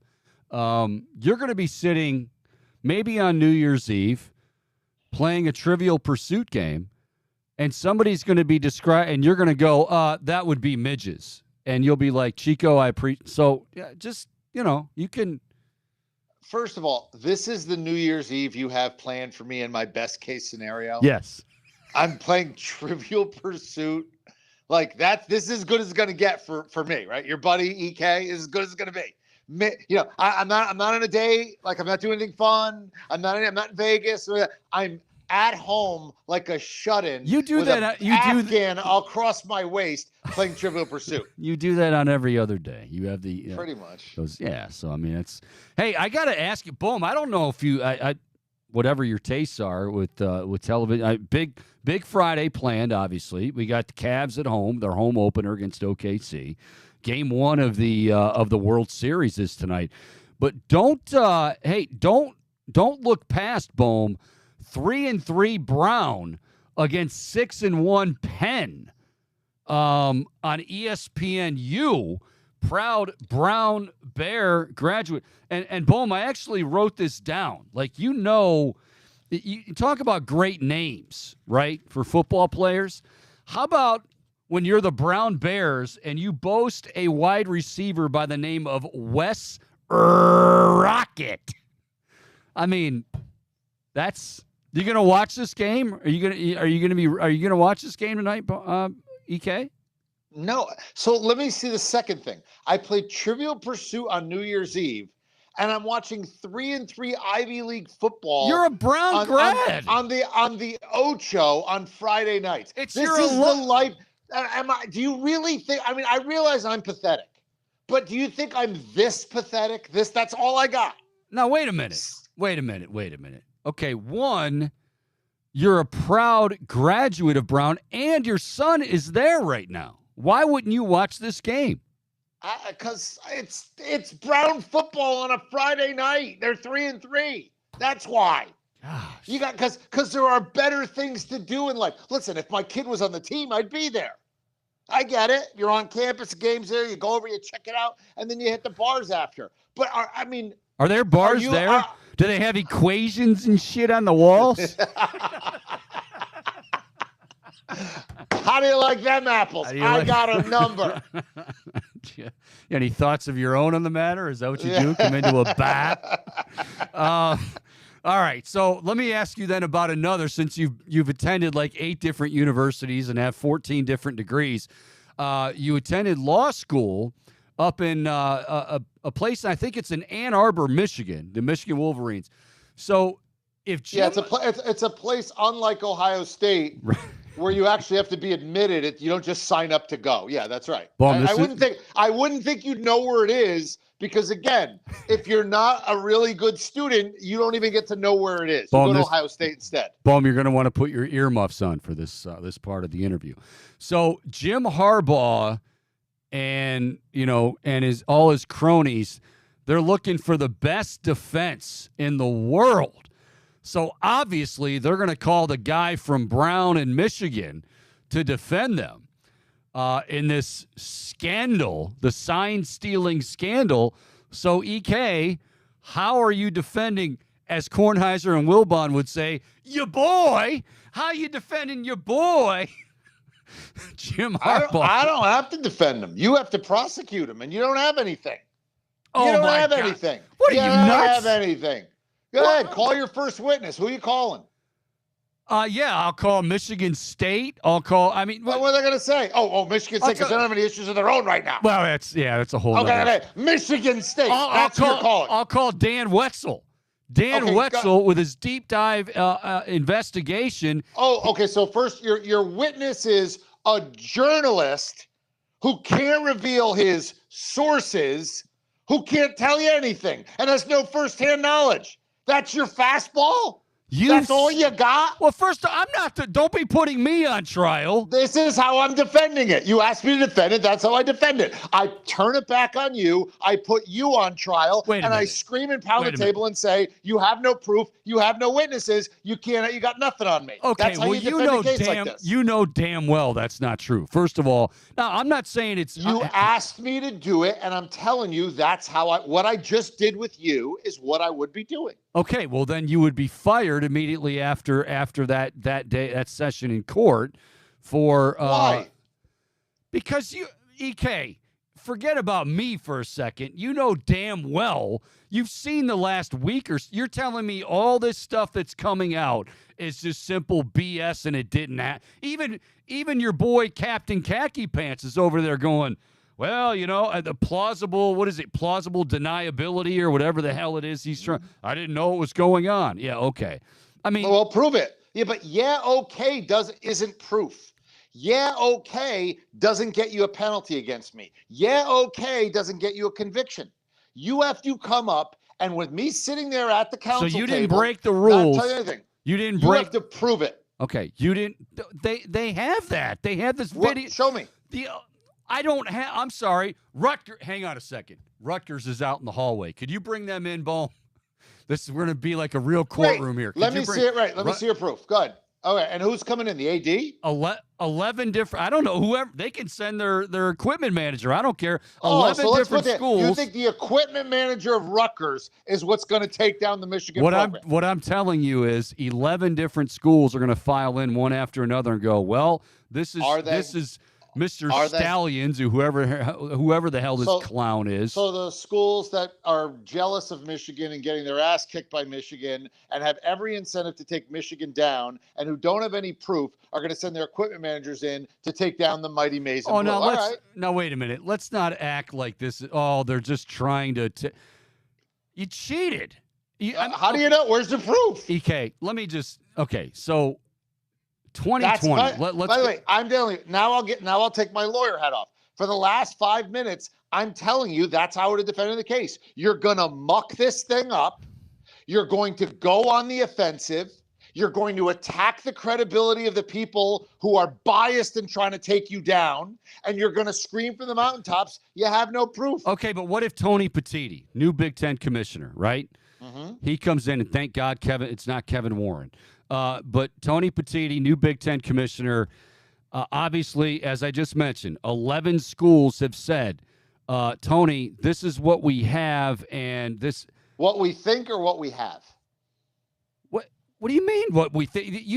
Have you read what they're saying? That the video is right there, like they're looking. He's looking at the video. If the video is so conclusive, why hasn't everybody in America seen it? They have seen it. You've seen it? No, I mean the people that need if the video is so conclusive because they can't release it. I don't know. Airtight, it would be everywhere. Because it's evidence. They can't. You can't read. Oh, okay. Because don't you know that, Mr. Lawyer? Because we've never seen evidence. Because evidence doesn't ever get leaked. We never see evidence. Counsel, that's tampering. And you will be held in contempt of court. So what you're telling me now is I don't give a damn. You have evidence that I haven't seen, and nobody's seen. So now what your fastball is there's evidence that nobody has seen. All right. Now, take your damn lawyer hat, and it's my fault because I told you to put it on. Take your damn lawyer hat off. You know that Michigan was up to no good. I don't think that at all. Oh, I have no opinion on the matter until I see actual proof, of which I have seen none. So everything that you're reading, you think is complete BS. Like the idea that this Stallions guy has been paying for seats, by the way, under his own name for the last 3 years, one on each side, filming with an iPhone, a smartphone, the sidelines, and then basically turning that into some little play sheet, his manifesto, apparently.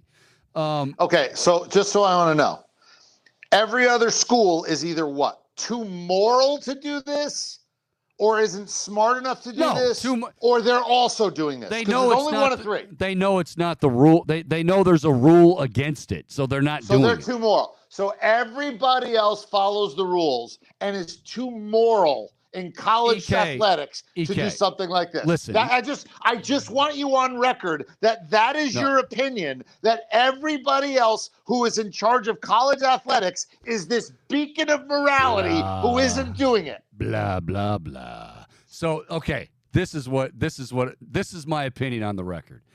Okay. Jim Harbaugh, and you cannot dispute this. Jim Harbaugh, whether it's Stanford, whether it's the San Francisco 49ers, whether it's Michigan, Jim Harbaugh wears out his welcome in large part because Jim Harbaugh does whatever the hell Jim Harbaugh wants to do. And now, is he a great coach? Certainly. But what Jim Harbaugh does along the way is, I'm cheating. What the hell do you... So I just want to be clear. Yeah. Jim Harbaugh wears out his welcome at Stanford, and the way he is punished for that is they give him a job in the NFL. No. Wait. And he takes his team to the Super Bowl. And the way they punish him for wearing out his welcome is they give him $10 million a year to go coach his alma mater, and then they give him a contract extension for even more money, and then a contract extension for even more money. You're not. How is he wearing out his welcome? EK, you're not naive enough. How is everybody wants him? If Michigan fired him, he would be unemployed for about 8 seconds. Do you mind if I speak, counselor? Is that okay? Yes, you could. Please go. So, if I'm not mistaken, Stanford boosters, Stanford alums, Stanford's president and AD finally got to a point where, you know what? The advantages are outweighing the disadvantages. We hate this dude. We appreciate all he's done. Get the hell out of here. Jed York, you're clued in the NFL. You know Jed York never liked the guy, but hey, okay, we got it done. But after a while, he's just pompous, thinks he can do whatever he wants, thinks his you-know-what doesn't stink. So he's good at his job, and he knows it. There's a lot of guys that are good at their job that don't act like that. What I'm saying is there is a precedent and there's a trail with old Captain Khaki Pants. He's a great coach. He'll bring He'll bring the 2 tight ends and Bo and he'll do all of that. But then eventually he's going to be a real a-hole to too many people that matter, and they're going to say, "Get the hell out." That's what's going to happen. I have never seen him get fired from any job. I have always seen him take a better job than he left. And you're right, he's a great coach. And if we're going to start judging I'm glad we can the agree on likability, right? I mean, look at, my mother is the most likable woman in the world. I don't want her coaching my football team. My football team, I want to win. I want to win no matter what. That's what I want to do. I want to win. That's what let me tell you. If you could tell me that I had an acerbic guy who would take the Cleveland Browns to the playoffs every year, what percentage of your audience would sign up for that? All right, 100. If this shoe was on the other foot, because I'm not making this about Ohio State, Michigan. I'm not. Of course you are. Yeah. If this was Ryan Day and Ohio State, you're telling me your reaction would be the same? I can't imagine Ryan Day breaking the rules of any kind because Ryan Day is an unbelievably great coach. You see where he's going with this? You see where he's going? I would say Ryan Day, I would give him the benefit of the doubt and wait till all the evidence was in. Because listen, I'm just the kind of guy that waits till all the evidence is in before I make up my mind. You don't want to be that way. That's fine. You're allowed to be. I just like to be a guy who waits till all the evidence comes in before I make up my mind, and I don't have any hate in my heart where I say, I don't like this guy, so he must be guilty. You're that guy. That's fine. You're allowed. It's America. I just wait till all the evidence comes in. Someday you're going to be serving my kids fries on the way to a skiing trip. Yes, suspect. Oh man! All right, I don't even know where to go from that, but let's go to the NFL slate. Let's talk about. By the way, yes, I am a little nervous for Michigan. In all honesty, you asked me to be a lawyer, and that's it. One thing you didn't hear me say, you didn't hear me deny it. You didn't hear me come up with an affirmative defense here. All I basically can do is go on the offensive, attack you, and pound the table. You know what they say as a lawyer: when you have the facts, you pound the facts. When you don't have the facts, you pound the table. So right now I'm pounding the table if I'm Michigan, and that's what I just did here for 10 minutes. I pounded the table as hard as I could and said nothing, and that's what they're going to try to do. Don't call me son. Lawyer and an officer in the United States Navy, and you're under arrest, you son of a bitch. You can't handle the truth. All right. Cleveland Browns. Man, this has been as roller coaster as roller coasters go for seasons. And yeah, okay, they've had a few calls not go their way the last couple of weeks. And before you say anything, yeah, they on Tuesdays in Berea last year, it was like, okay, hey, your wife's expect your wife to call around 11:30 to let you know that your son made it home from daycare, okay, and expect Roger Goodell to call and say, hey, sorry we screwed you. Boom, is he still there? Sorry we screwed you. Thank you, Boom. It's all right. When you get around to paying attention, it's no. I was only marking a clip, Chico. Oh, okay. Well, yeah. That's all right. You do whatever you need to do, Boom. It's there he is. My guy. Boop. We should do he's into over-unders, right? He nailed. We should do over-unders on how many times we get this. It's not his fault. How many times we get disconnected. Okay, so the Browns aren't going to apologize for getting a few calls their way. Nor should they. They are 4-2. But that said, how nervous should we be here in Cleveland? A, really having no idea what the status of Deshaun Watson is. B, having to move forward at the present time with P.J. Walker. C, having to move forward with P.J. Walker and your running back room led by Pierre Strong. I'm very nervous. And this is a Cleveland team that I sort of backed coming into the year. I picked them as an over team. I picked them as a playoff team. And this is not me shilling being a homer because I come on your show, because I blasted the Cleveland Browns in a lot of cases, or the Guardians, or Ohio State, or whoever. I mean, I try to call it like I see it. And I was on Cleveland this year. But I'm very nervous because, we have a phrase that Bryant McFadden, who played for the Steelers and won a couple Super Bowls, he and I always talk about, are you just an in-the-way team? Where you can be good, you can have a nice year, you can make the playoffs, maybe you can go a little run in the playoffs, but at the end of the day, you're just in the way for a team that can win the Super Bowl. And with P.J. Walker, that's the best you are. You're an in-the-way team.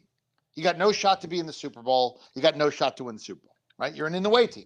You might make the playoffs. You might get the wild card. Maybe get lucky on the right day. The other team turns it over 4 times. Next thing you know, you're moved up a little bit. And you're like, hey, we're in the Final 4, Final 8.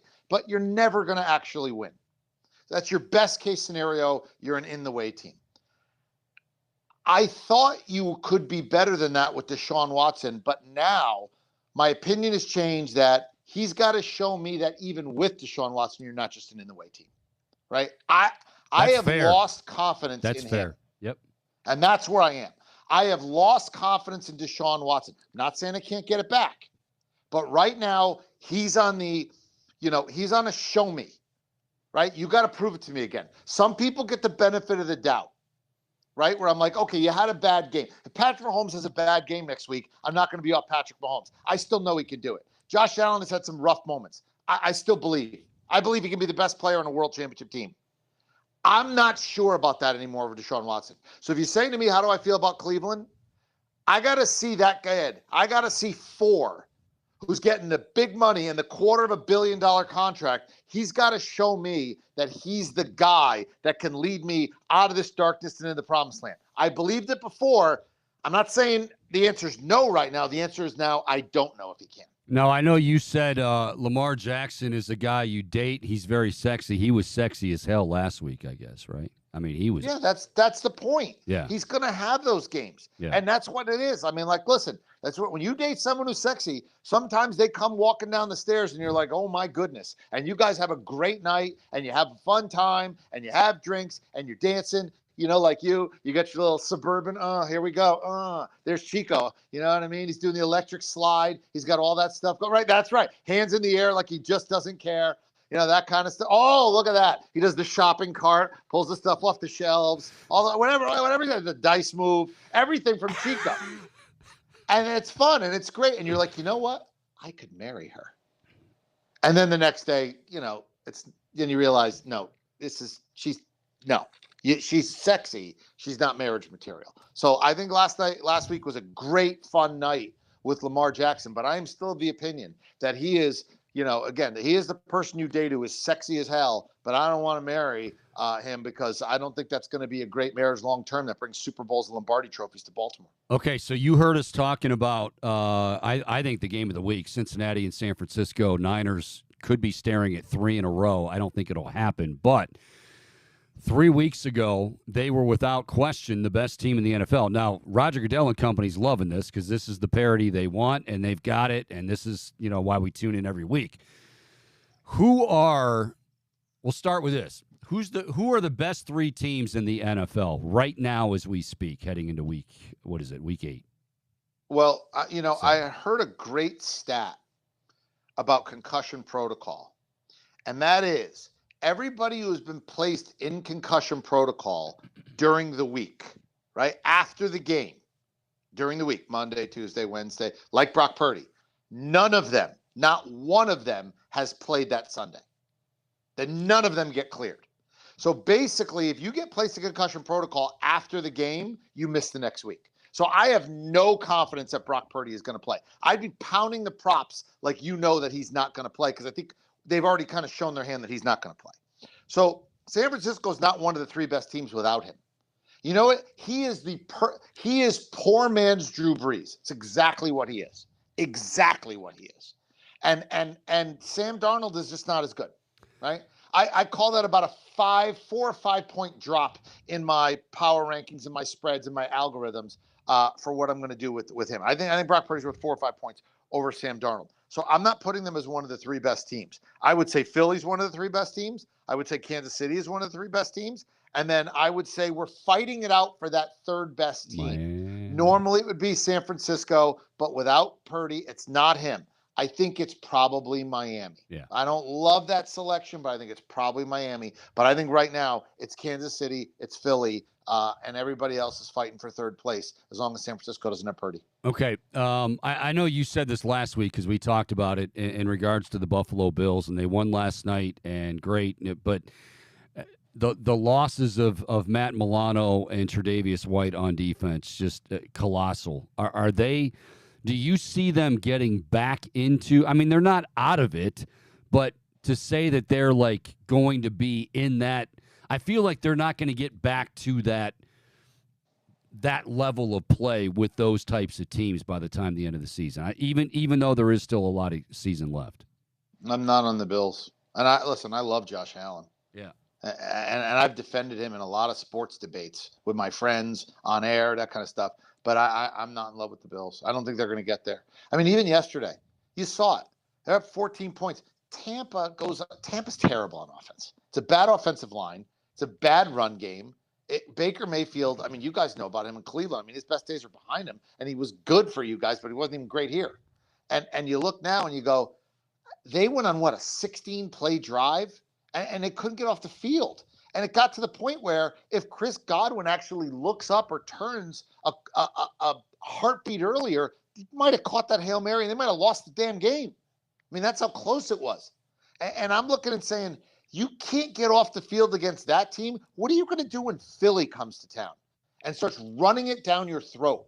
What are you going to do when Patty Mahomes in the playoffs is like, let's go? What are you going to do when Burrow goes back up there like he did last year and Cincinnati has it rolling again?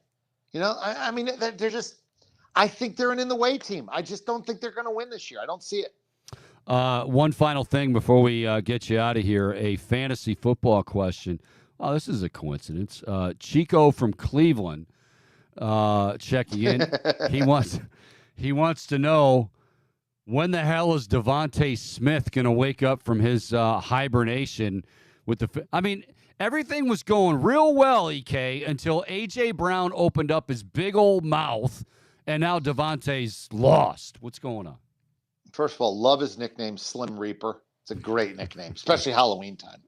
And Thriller is the best Halloween song. There is no debate. Do you love Halloween, by the way? No, I'm not a Halloween guy. All right. People dressing up in weird stuff, begging strangers for candy. It's just, I don't know what's going on. But I mean, I like Halloween. It's just not my favorite. Right? It's not Christmas. It's not Thanksgiving. Some people they say that it's their favorite day of the year. Adults, and invariably, that's not a guy you really want to be hanging out at your house, just you and him, right? You're Who right. Do you know I hate to say it, everybody who knows says Halloween is the best day of the year is someone that you're nice to, and but you've got to keep a little bit at an arm distance, right? You don't want that guy on your list as an enemy, but you also don't want him too close either, right? That's an arm distance, polite friend. Just saying. Anyway, I don't even remember your question. Devontae Smith. Devontae Smith. Look. He's going to be fine, right? He's going to be fine. Is going through a little rut right now, and it's going to turn. And he's a guy that if I were in a fantasy league, I'd be calling about and trying to pry off your team, and hopefully you've soured on him and you sell him cheap to me. But if you have him, I'm like Kevin Bacon at the end of Animal House. Remain calm. All's well. He'll be fine. He's like one of my favorite players. And it was, Boom, you remember me at the beginning of the year? I'm like, that's the guy. If you were to say one guy you're high on, I was like, Devontae Smith. And he started out really well in the targets. And there, I heard guys saying, well, he might out-target AJ by the time it's all. And then all of a sudden, AJ blows up on the sideline. He's upset. And Devontae's like, he just kind of disappeared. I mean, it's my boy. Remain calm. All's well. All right. Remain calm. All's well. Who's winning the World Series? Arizona, Texas. The way I play, you can't play Texas straight up because it's $1.70. It's too much money. Are you excited about the World Series? Let me ask that. Are you excited? No. Okay. I'm not unexcited. How's this? I would be excited no matter who's in it. Okay. And this is proof. Okay. Can I say it that way? Yeah, no, that's fair. I'd be excited no matter who's in it, and here's my proof because I'm going to watch it and I'm interested. I would think you got to play it other ways. Like I'm betting Texas to win and not sweep because then it's, my odds come way down. If I take the 4 sweep out of it, Texas in 5, 6, or 7, I can make a little money. And I like Corey Seager to win the MVP at 5-1. I'm a baseball guy, and I can just see it. Like his swing is there. He's absolutely rocketing the ball towards the end of the series. It didn't fall yet. He's a guy that's in the zone. That would be. What time you on CBS Sports HQ tonight? I am not. Friday is my day off. So Friday and Saturday I'm off. So I will be watching going Dateline. up to Brown tomorrow. I'll be watching the World Series, and tomorrow I'm going up to Brown, seeing the kid, taking him out for a nice Italian dinner on Federal Hill. I'll text Chico a nice picture. I've been sending you little dance videos, and we'll go from there. Well, you should be celebrating. You and the kid will be celebrating a huge win, upset win over Penn. It ain't Penn State. It's Penn. Just relax. Oh, I know. One of my old bosses who he used to go there. So anyway. All right. Down go the Quakers. Yeah. Well, I was going to hang on a second. I was going to tell you something. And, don't forget on Fridays, in addition to the World Series, you can watch Dateline. You big Dateline? Now I'm a Dateline guy? I'm a Dateline guy. What's wrong with being a Dateline? Okay. I'm a Trivial Pursuit player who's got an Afghan across my waist, cats all around me, watching Brown football on Friday nights, and then what? Recording Dateline on the TiVo? Is that what it is? Then maybe check. Am I ordering in Grubhub? This is all I got? Most people come home to find a dead body in the living room. They immediately call 911. But you didn't do that, did you? All right. You can't have a great. The fact that you have that down and you do it so well, you're like the guy who loves Halloween. I'm the guy that has no life. I'm the guy that has no life, not you. Buddy. Come on over. I'll make lasagna. We'll swim. All right, buddy. Take care, man. Good luck, and we appreciate it as always. He is Eric Casilius, CBS Sports HQ. I love him. He joins us each and every. Well, I shouldn't say each and every Thursday. Sometimes it's Thursday, sometimes it's Friday. Always entertaining. All right, boom. You ready for a speed version, Rapid fire of inverse fair or foul? Are you ready? Let's do it, baby. Okay. NBA season is tipped off. Mentioned the Cavaliers. Of course, they won their opener against Brooklyn. They got their home opener tonight against OKC. I almost said USC. What? Yeah, LeBron against his Pop's old team.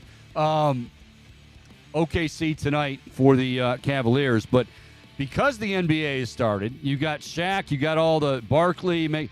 So Shaquille O'Neal went on earlier this week and said Robert Horry, absolutely a Hall of Famer. Is that fair or is that foul? Big shot, Bob. I'm going to say foul, Chico. I think just the fact that he's been to so many championships and he has hit a few clutch shots, a lot. Yeah, but when you look at the full spectrum of his numbers and his actual role in the team, I don't think that he stacks up to Hall of Fame caliber. I'm going to say fair. And I have said fair on this, and it's good reasoning. But I think when you've done it, first of all, when your nickname is Big Shot Bob, who is also our intern, Rob. I call him that. He doesn't like it, but that's he's our intern, does a tremendous job getting our content out, and we're going to be watching him play hoops here soon. Anytime your nickname is Big Shot Bob, so doing it as many times as he's done it on the big stage, I say you got to find a place for him. Shaq, that is absolutely fair. All right, a music question for you, Bone. So, mention the World Series. Texas and Arizona beginning tonight in Texas. Texas has taken on, you know what I'm gonna bring up. So Texas apparently has adopted Creed's Higher as their theme song, or they, you play it on the video board, everybody gets excited.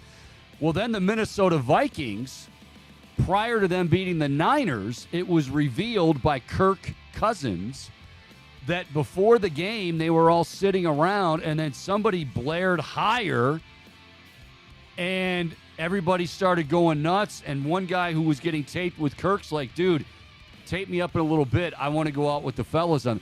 So fair or foul? Creed getting a bit of a renaissance, whether it be the Vikings or the Rangers, and teams adopting Higher as their theme song. Is that fair or is it foul, Boom? For me personally, it's foul, but I think for anyone that loves that song, it's totally fair. And let me just say, first show I ever played with the band that I'm in New York, we opened for the lead singer of Creed, Scott Stapp, and I did get to meet him. So that's cool. And I love... Was he cool? Yeah, he was a really nice guy. Now, he wasn't always a nice guy when he wasn't, but he couldn't have been nicer. The thing that... Couldn't have been nice. I actually really like Creed. Sound like Gulick meeting Jim Nantz. Couldn't that have been nice? I don't want to be condescending to him because he's a good dude. But I actually love Creed. It's just that song in particular is so overplayed to me. And plus the members of Creed besides Scott Stapp went on to form Alter Bridge, which is one of my favorite modern rock bands. Okay, I'm going to say fair. I think it's Creed. I think gets made fun of. I think this is kind of like, and roll with me here. They were the biggest band in the world at one point. And Kirk Cousins, here's the other part of the story that was big, is Kirk went on an interview and he said, I hope people understand and our guys understand that they have so many better songs than Higher. Like Arms Wide Open. Absolutely true. And you wouldn't expect Kirk Cousins to say that, because I always picture him listening to gospel music, which nothing wrong with that, but that's Kirk Cousins. But I think people make fun of Creed because they have Pearl Jam. It's the voice. That's what it is. And Can you take me higher? People like to do an imitation of it, so they get made fun of. Creed is very good. Now, Pearl Jam is my all-time favorite. Even flow. I love Pearl Jam. Thank you, Bo. So, I think it's LeBron or anyone trying to follow Jordan. Don't even we're going to make fun of you if you think you are. They're not, Creed's never tried to be Pearl Jam, but yeah, they do have that sound. They're very good. I don't know why they get made fun of all the time. Shout out to Faceless Man, my favorite Creed song. Can you take me higher? All right, last one because we're out of time here. Capital One. What's in your wallet? Capital One has a commercial with Tay-Tay, right? Ooh. Oh, I've probably seen it, yeah. Yeah, they, where she, like, the guy's pouring the drink and he's like, just keeps pouring because he can't believe it's her, and she winks and blah, blah, blah. Do you, if you're Capital One, everybody's cashing in on Tay-Tay and Travis Kelce, okay? NFL certainly is. They're leaning into it. They're not even shy about it. Do you, if you're Capital One, do you get them together for a commercial? Now, you're risking, if there's a breakup, it's kind of like Baker with the Progressive commercials, like you risk that maybe he might suck or it might not work out. Or do you, if you're Capital One, totally try to cash in on this right now, strike when the iron's hot, and go after a commercial featuring Tay-Tay and Travis Kelce from Cleveland Heights? Chico, I think absolutely fair. That's a great risk that's worth taking, and I think that anyone would love to see that behind the peak curtain, right? Like what their relationship is like, even though the cameras are on and it's acting. But if you're Capital One and you're in that marketing meeting, and someone says, "Well, what happens if next month they're what if we do all of this and then by like Thanksgiving, she didn't get the wishbone, she's not happy, he's not, and they break up. Then what do we do?" You're providing a behind-the-scenes side of Taylor Swift that Swifties are going to lose their absolute minds for, Chico. That is, even if they break up, that commercial's still evergreen. Evergreen. Look at you. Look at you. Fair or foul, we do a commercial with Bohm and Lana Del Rey. Totally fair. Bohm would be like... That would, if anything, it'd be unfair to Lana. Hi. Me just being like starstruck over her and like sobbing. Sorry. All right, that is going to do it for this Friday. Go Browns. Hey, even though I didn't pick them, trust me, I can't wait to be wrong, just like I was wrong against San Francisco. I just got a bad feeling about PJ on the road. PJ at home, not much better, but PJ and Seattle, a little bit nervous, but we'll see. Thanks to Bill Landis from Rivals. Also, Eric Casillas, CBS Sports HQ. He's dropping prop bets. He actually does know what he's talking about, unlike some. All right, boom. Great job as always. I'm Mike Chico Borman. Hope everyone has a great weekend. Enjoy the Browns game. Go Browns, go Cavs, and we will talk to you again on Monday beginning at noon. Until then, make it a great weekend, everybody. See ya.